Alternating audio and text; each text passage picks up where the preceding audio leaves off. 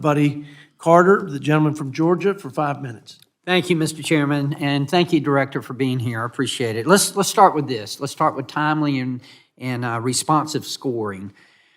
There's been a lot of discussion and concern among members of the committees regarding the amount of time it's taking CBO to score these bills. And because as you know, and it's no secret, everybody here knows that the CBO score is very important. We pay attention to it, regardless of how many instances we might be able to point out where you were grossly wrong, we still depend on it. And I think you understand that. And look, I'm being practical here. I know that in the 118th Congress that we're in right now, we've had over 7,000 bills introduced. I know that's a heavy lift. I know that's a lot of work. So I'm not trying to be impractical, but, you know, and I suspect most of them need CBO scores. I don't know what percentage of them, but I would suspect it's the vast majority of them that need a CBO score. So again, I understand it's a heavy lift, but I've got a bill. It's a bipartisan bill, H.R. 1770, the Equitable Community Access to Pharmacist Services, that was introduced in March of 2023. It's my understanding that the bill was sent to CBO for scoring in June by committee staff, yet we still don't have a score. Is it unreasonable for members of Congress to think that 7 months is not enough time to come up with a score for something like this? No, you know, you've put your finger on one of the challenges I face, is that, right, the bill would recognize that pharmacists provide healthcare services and are a key way that people get healthcare provided to You them. do also realize that pharmacists are the most accessible healthcare professionals in America. 95% of all Americans live within 5 miles of a pharmacy.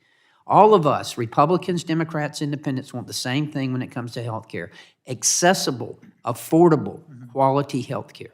No, that's right. And the challenge I face is that the committees with jurisdiction over Medicare, their workload has been so heavy that, you know, they would never say to us, and we would never listen, don't do that bill, but they'll have other priorities, and I have to do what where the committee is going first. That's what I have to do first. So I can only apologize that we haven't been able to do it yet. And I agree with you. Can you commit to me that you'll come up with a score for me soon? Let me come back to you on that. I can't give you that commitment now, but I'll come back to you. Well, and it was kind of my next question, and that is, how do you determine which ones move to the top of the stack? I mean, what determines that? Just the amount of pressure you get? It's really, we work with the committee staff, and so that means the chair and the ranking member of the committee will set our priorities.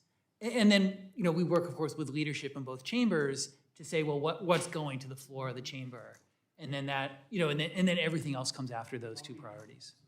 All right. Well, look, I need help on this one. Okay, I'm a subcommittee chair, but I'm not a committee chair, so I'm sure I don't carry as much influence as the committee chair does. But we need this.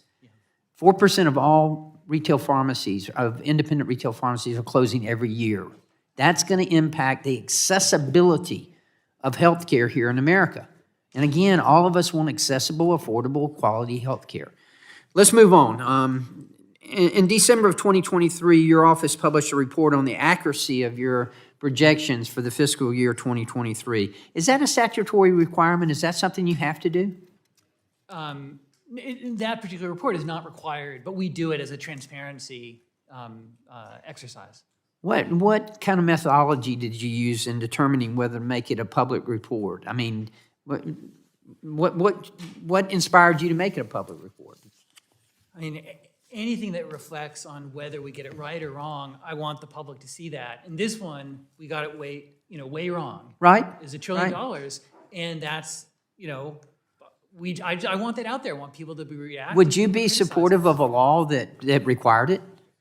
Wait, I'm sorry, say that again. Would you be supportive of a law that required you to have that report, to publish that report every year? Oh, I mean, like I said, it's not needed, but whatever the Congress thinks is the way we can support them. I'm going to take that as a yes, okay? All right. One final question, if I could get it in. Panel of advisors. I know that that's important.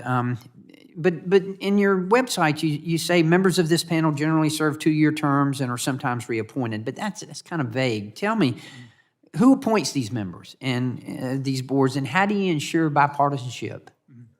No, so they're appointed by me as director. Most of them, or many of them, were on the panel when I arrived. It's a very distinguished group. Are they compensated? It's like $500 a year. So it's and the travel to That would be a no. I mean, it's virtually no. I mean, it's yeah. And it's bipartisan. So we have members. We have people who worked in the Trump administration, Obama, Bush, Clinton. Does anybody check you on this, or We do. do you submit them to the committee to? I mean, they're on our website, so it's public. The meetings, we have 2 meetings a year, and congressional staff attend the meetings. Well, one of the reasons for this hearing is to see how we can do better in helping you. And when we do want to help you, and perhaps there should be a process where you submit names and the committee approves them. Or, that would keep you from, whoever is in that position, it would keep them from criticism and make sure that we were getting bipartisanship in that. Yeah. It's, I guess I wouldn't support that, because this is a group of really distinguished mainly academics, not all, but mainly, who are doing this. They're basically not paid, as you said, and they do it for public service and to help us. And I would just want to keep them out of the political realm as much as possible. Be as transparent as we are, and your staff can attend the meeting. I mean, we have lots of congressional staff. All right, I'm going to have to absorb that and kind of think about that for a while before I press on with it. But thank you very much. I'm happy to come and talk more about it. And 1770, did you write that down? I got it, House 1717. Resolution 1770. And the gentleman's time has expired. Chair now recognizes the gentleman from Virginia.